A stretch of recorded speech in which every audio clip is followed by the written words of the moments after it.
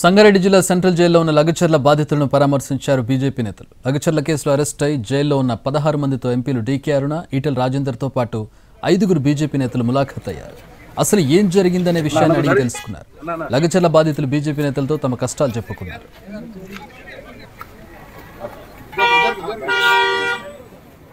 Pharma ముఖ్యమనిపిస్తుంది. Vote వేసినటువంటి నిన్ను గెలిపించిన ప్రజల కంటే నీకు ఆ ఫార్మా కంపెనీ ఎందుకంత ముద్దు అని అడుగుతున్నా నేను.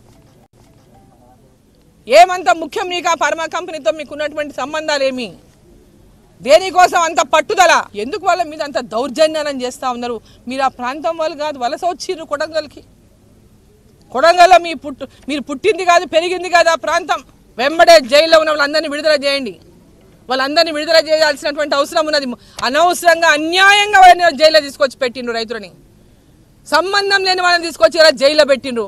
ఎవరెవరైతే దీంట్లో పాల్గొన్న మీ కాంగ్రెస్ పార్టీలో ఉండి పాల్గొన్నారో వాళ్ళందరినేమో పేరున ఇంటికి తీసి ఇంటికి పంపించిండు.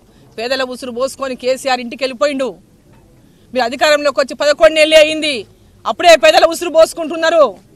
పేదల ఉసురు పోసుకోవద్దు. మీకు ఎందుకు అంత ఫార్మా ముఖ్యమనిపిస్తుంది? ఓటు వేసినటువంటి నిన్ను గెలిపించిన ప్రజల కంటే నీకు ఆ ఫార్మా కంపెనీ ఎందుకు అంత ముద్దు అని అడుగుతున్నా నేను. ప్రభుత్వం బేషరతుగా బాధితులకు క్షమాపణ చెప్పి విడుదల చేయాలన్నారు ఎంపీ ఈటెల. బాధితులపై 3rd డిగ్రీ ప్రయోగించిన పోలీసులపై చర్యలు తీసుకోవాలన్నారు. కాంగ్రెస్ వాళ్లే లగచర్ల ఘటనకు స్కెచ్ చేసి దాడులు చేయించారని ఆరోపించారు ఆయన.